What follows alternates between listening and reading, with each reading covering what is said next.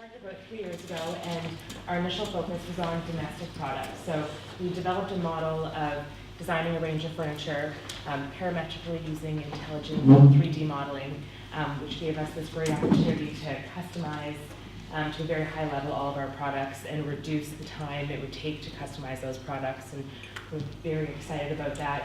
That's a very difficult thing to explain to a customer, the sort of nerdy background of why we thought we had a unique selling point. So we began with this domestic furniture range, and we also were working with some international clients doing design and engineering services. Since then, we have pivoted and we're also doing some commercial products and also commercial projects based in Ireland and specifically in Galway at the moment. So one of the initial challenges for us, because all of our products were customizable, we didn't have a stock of them, everything was made to order. So we don't have a showroom. So we wanted to share with our potential customers what we were doing, why it was unique and special, and communicate all of that online. Furniture is a very difficult thing to expect people to purchase without having a touch point, and we didn't have a showroom. So for us, we put a lot of effort in the beginning to work on a way that we would be explaining what it is that we do with only having an online presence. With also having a separate element, a service element to the company, it was important for us to have some separation or figure out how we're going to talk about the product side and that specific group of potential customers, but then also the service side, which was appealing to a different group of followers that we needed. And the two aspects of what our company does, with the engagement that we're looking for, sometimes those groups don't necessarily overlap. So we needed to communicate what we do and make ourselves appealing to two very distinct groups of users and followers. In the midst of that, we also had a very slight name change, and so that sort of undid some of the work that we had done in having domain names and our marketing materials and all of that. So it wasn't major. We only added an H, but that one H made a big difference in terms of undoing some of the work that we had done. And then looking at, again, the challenge of converting what we're doing into online sales and gaining the trust of potential clients without having a showroom, which is something that's challenging specifically with the furniture industry. So our initial approach was to really focus on the domestic products and not focus on communicating the services side of what we were doing. One of the challenges with that also on the services side is some of the projects we're involved with, because they're ongoing projects, we're not able to talk in detail about what we're doing with them. So it was just sort of this elusive thing that was happening. So we decided to just table, our presentation's called Data.So, sort of table the services side of things and really focus on our products. So in trying to share with our potential customers the depth of customization that we could do with our products, we put a lot of resources into how we're going to build a configurator on our website, how we're going to get our customers to engage on the website and customize a product. And we spent a lot of time looking at augmented reality and all kinds of, really, really big challenges, big projects for us to take on in terms of communicating on our website.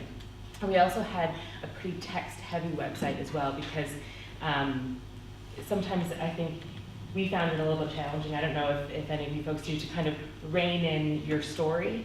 And being inside of it, we were getting really excited about explaining everything that it was that we were doing, and I think we got a bit ahead of ourselves and had some pretty text-heavy pages about how our process worked and what it was that was unique in what we're doing, what our inspiration was with our furniture range.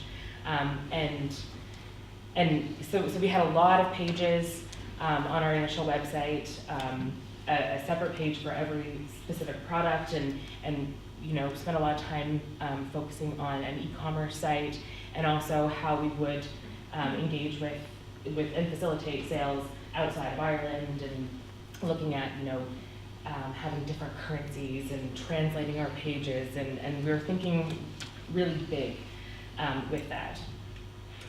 And so then we got to the data review side of things.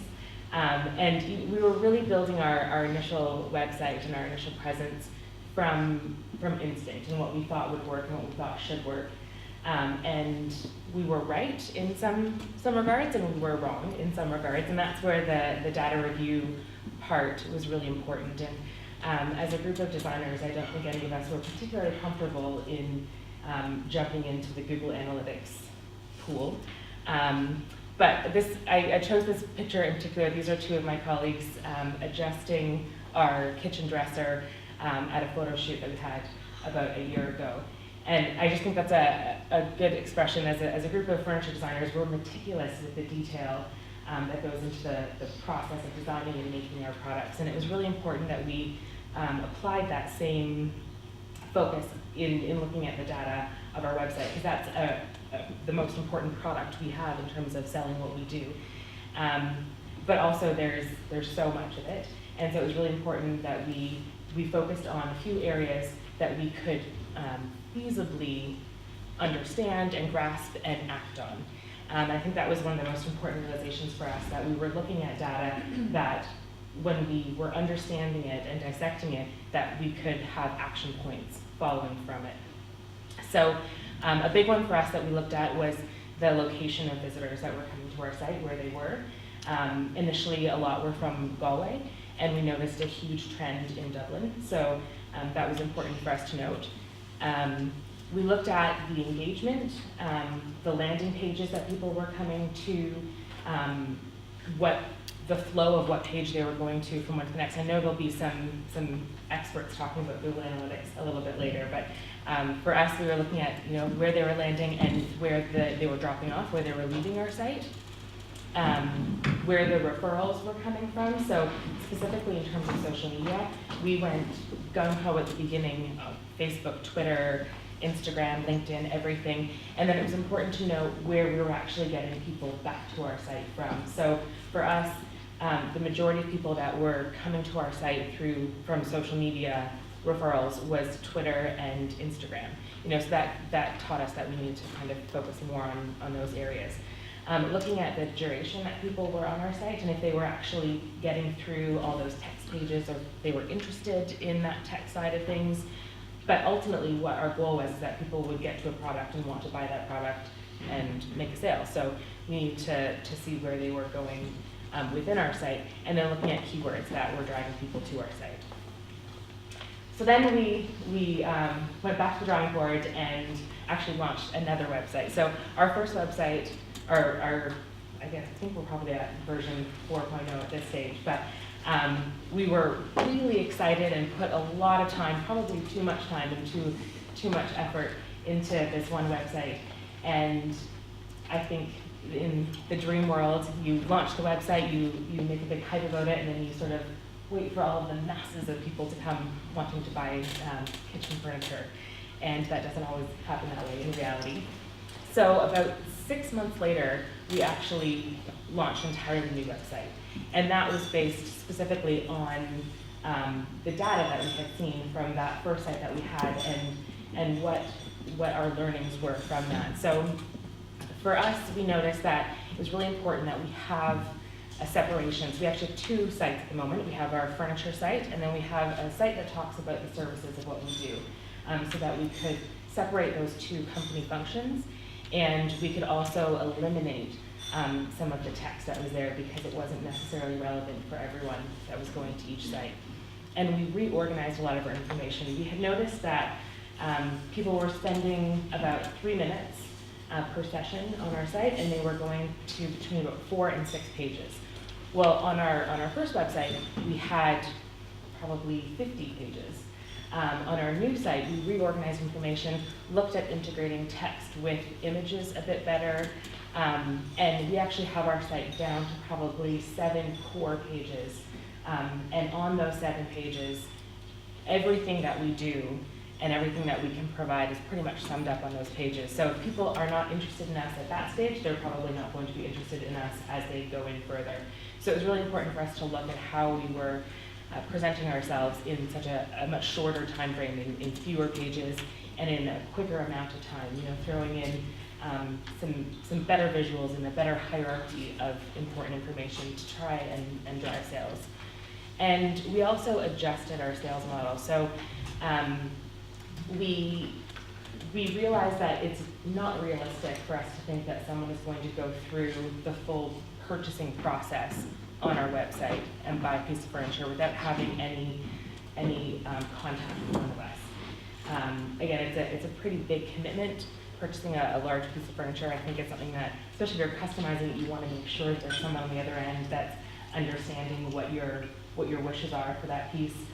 You don't know if the color swatch you pick on the checkout page is actually going to match the other things in your house. So we realized that there was going to be a lot more one-to-one contact with our potential clients. So we shifted and we looked at our site as more of a chance to just express information and to try and get people to engage with us by giving us a call or sending us an email. And from that, we've noticed a big increase in sales since we've done that. And we've also been able to focus on particular products. Specifically, our dining table is our most popular item, and we had noticed that that was one of the keywords that was getting people to our site when they were searching on Google.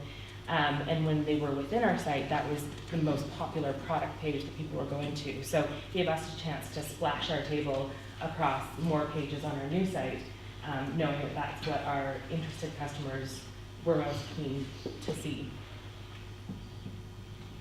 So after launching our newest site, which was in April of this year, we've noticed a huge increase in engagement, both in visitors to our site and also in those actually converting into potential customers. So people calling us and wanting to know more about our products, actually purchasing our products, or at least getting them to that next stage where we're engaging in a conversation or a process with them. This picture is also from our photo shoot last year, and we were looking for sort of a quirky way to do some team photos with a super awkward group of people. You know, we don't really want to be in front of the camera, so we were kind of trying to find a way that we could get some photos and kind of express a little bit about who we are. But I actually think this is really fitting at this stage because there are all of these results when you're going through your data, and they're just sitting out there. And you have to know what to do with them, and you have to actually grab those results and act on them. So for us, the way that the data at this stage, now that we're pretty happy with how we're communicating things through our site, we're looking at new trends that are happening, and it's informing our strategic growth. So at the moment, we're looking at our next furniture range, our next product design and development. And one of the main motivators with that was looking at the amount of returning visitors to our site. So we have a huge increase in people returning to look at our site, and we don't have, we're not posting, blog posts actively. So they're coming back to a site that they've already seen before. And so for us, we read that as these are people who are interested in our story. They like what our message is. They obviously like something about us and what we're providing, but it's not turning into sales necessarily with the products that we have. So we're looking at that as a way to say, okay, what is it that we're missing that we can get these people as customers? So it's really driving the development of our next range, which is going to be much smaller products at a lower price point, things that people might be more comfortable to purchase online.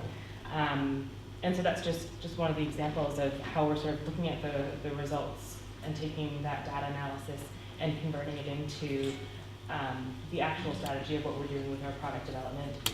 And also looking at the sort of expansion of what we do. And we're moving into manufacturing ourselves, which is going to give us some more content that we can be putting on our other site, on our services site as well.